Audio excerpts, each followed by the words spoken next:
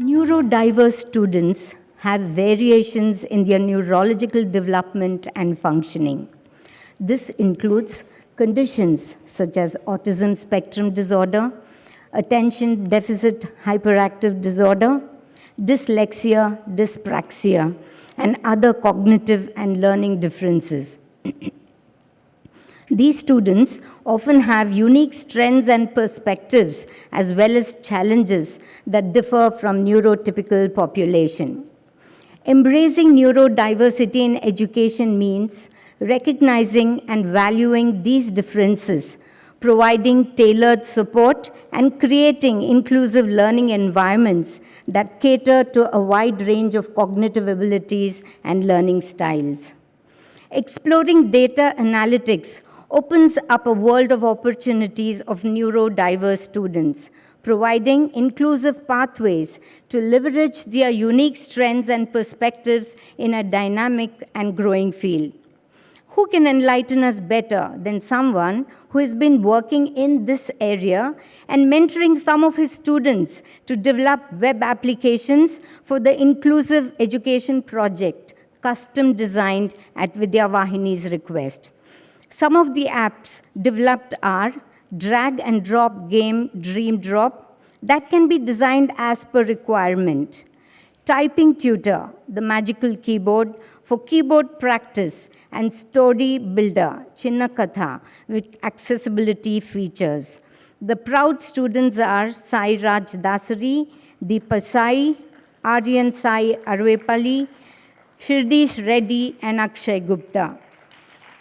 We now invite Professor Dr. Uday Kiran from the Department of Mathematics and Computer Science at the Sri Sathya Sai Institute of Higher Learning for this. A very warm welcome to you, sir.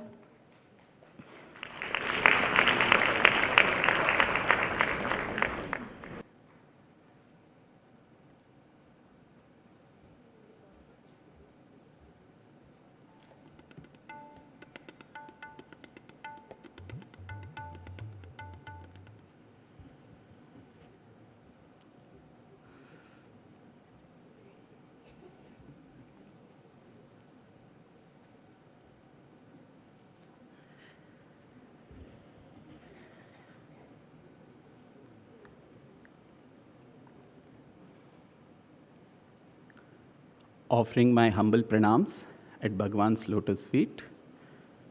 Managing Trustee Sir, VC Sir, Director Ma'am, all the dignitaries gathered in the hall and online, all elders and Sai fraternity, my Sairam to all of you.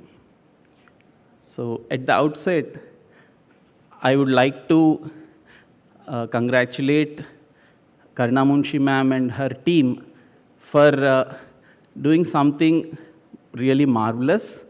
We have been seeing how they are able to reach out in terms of education.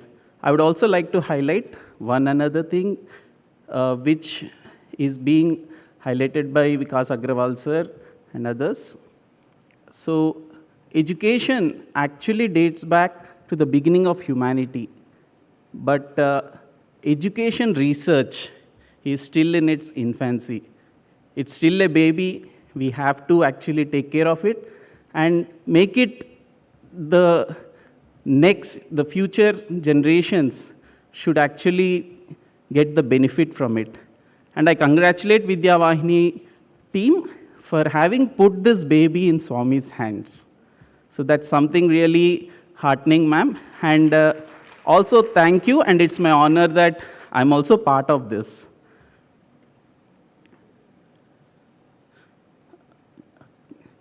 Can I have the slides?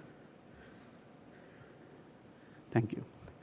So, my talk will be a bit informal, and I really thank Vikas Agrawal sir for already introducing certain technical terms and also showing how the reach out of some of these the education-related works could be. So the title of my talk is Exploring Data Analytics Opportunities for Neurodiverse Students. So data analytics is basically a tool where we do pattern recognition in data through different techniques. Some can be mathematical using computer science techniques. So basically our interest is to discover, interpret, and communicate patterns in data. And one of my key points in my presentation is, why not look at strength-based education? So I'll actually walk through this particular point through certain anecdotes and also mention what are the various potential and possibilities. Again, thanks to Vikas Agrawal sir, some of the slides I can skip also for the want of time. I would also like to introduce myself. I also belong to that so-called neurodiverse category. Maybe you should call it as a mathematician. So most of the time I face people where they tell me, Uday, you should not be thinking like this. When I say something, they say, no, that's not the way to look at it. Because we usually look at it from a different vantage point of view. And I should also thank, and I'm definitely overwhelmed, that I do have in my talks, first time a translator, and that too with sign languages. So please excuse me, ma'am, if I use any technical terms. So with this, let me begin my talk. And the point I'm trying to convey here is neurodiversity is a strength, and I think it's sooner or later we have to embrace this strength. The strength of different ways or the special abilities that people display is definitely overwhelming. So let me start with this simple question. There are how many types of fruits? So the answer is 2 if you ask an apple. So if you ask an apple, it says there are 2 types of apples, apple and not apple.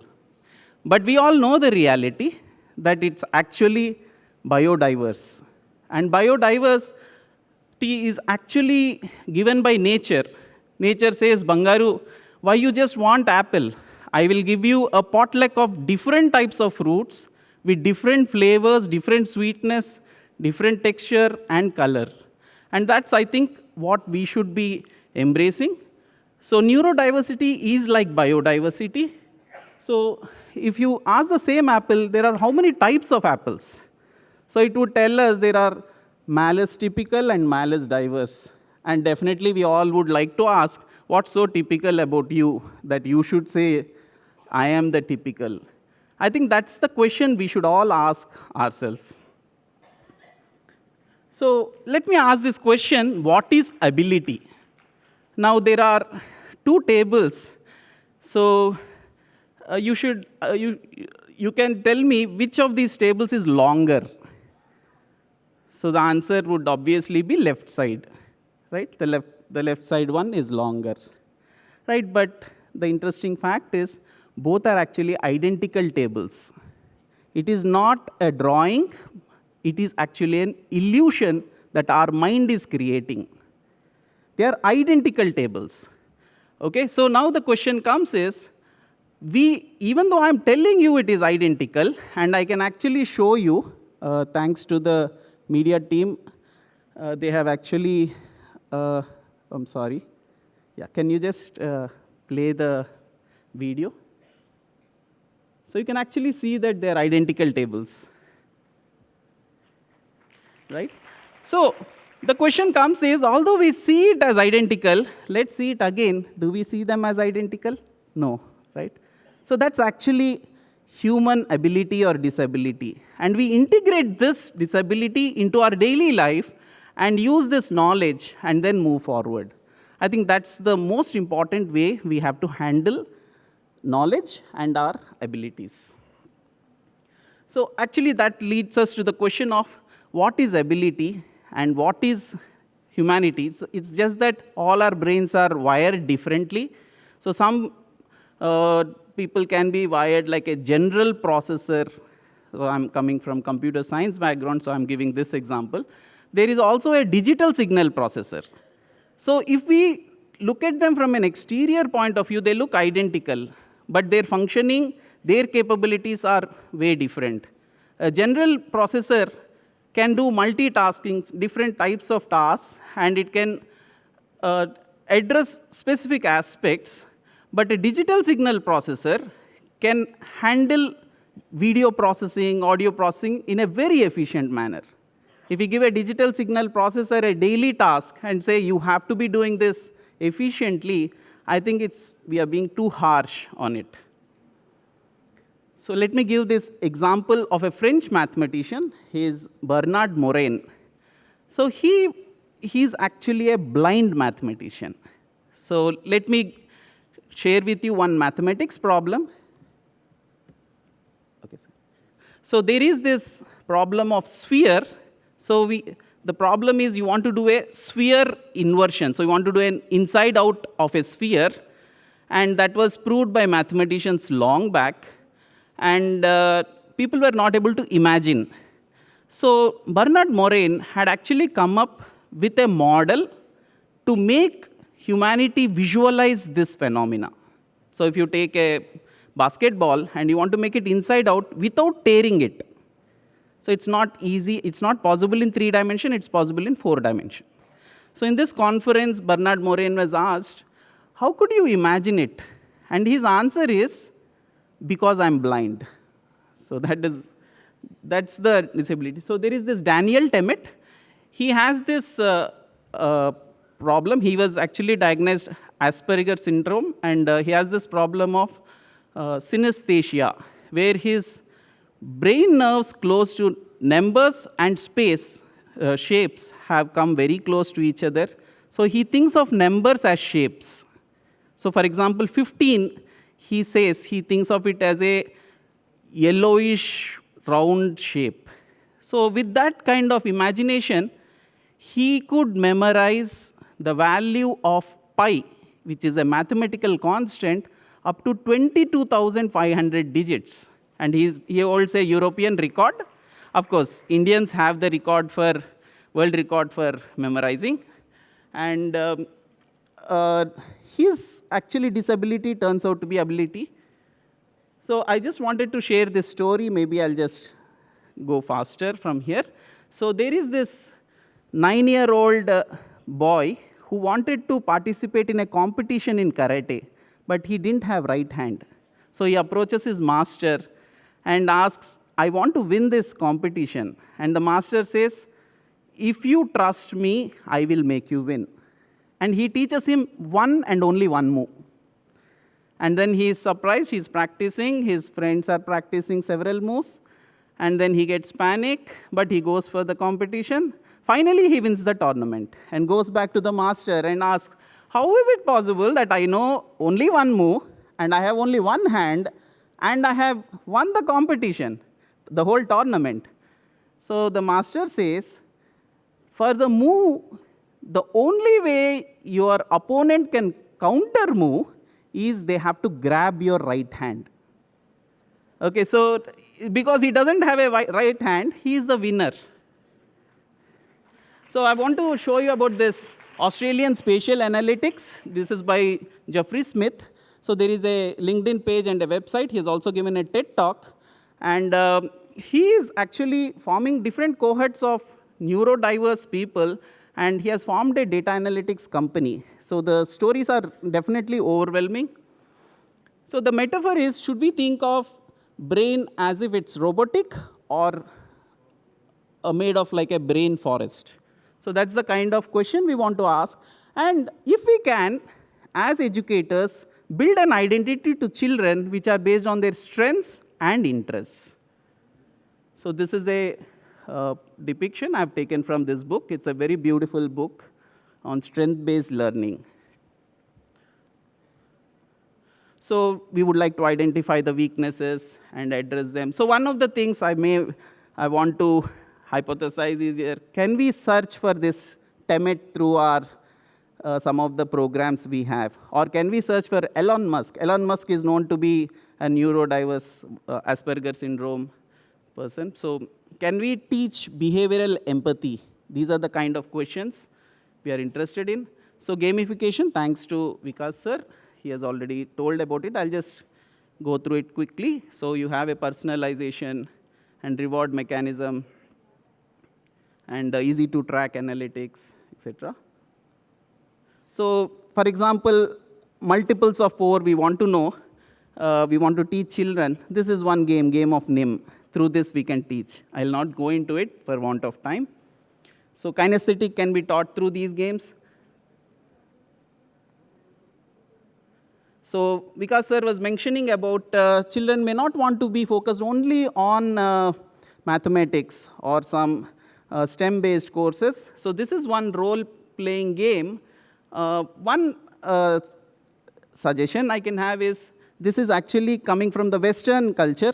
Can we bring in, say, a role-playing game in Mahabharata and have characters from Mahabharata and make children play?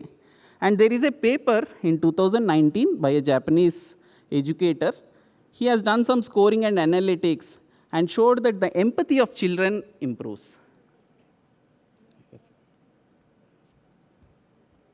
Okay, so I will just skip all these slides for want of time. So again, Vikas sir has mentioned all this. This particular app also is proven to be good. And neurodiverse children have certain troubles when it comes to routine setting. In classroom, can we have some apps like this? So then there is this whole branch called behavioral signal processing. But one question we have to ask is, what are our prior assumptions? Can we assume that the child has this particular need? I think that's the most important thing. There are workflow diagrams. Again, as mentioned by our Vidyavahini team, these are our beginning works. And definitely we have learned a lot from these works. So thank you. Sorry.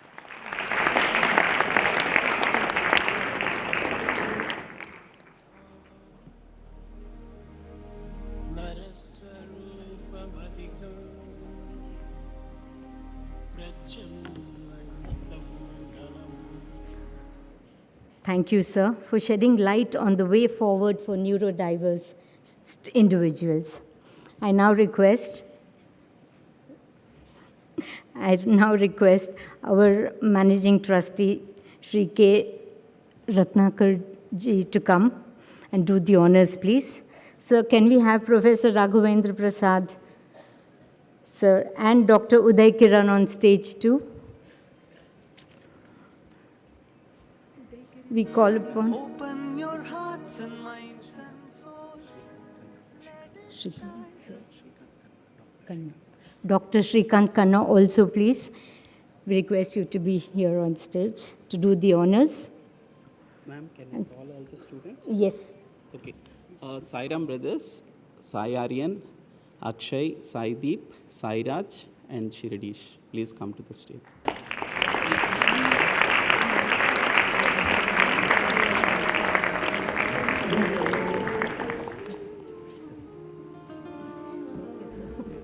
So these boys are currently doing their second MTech in computer science.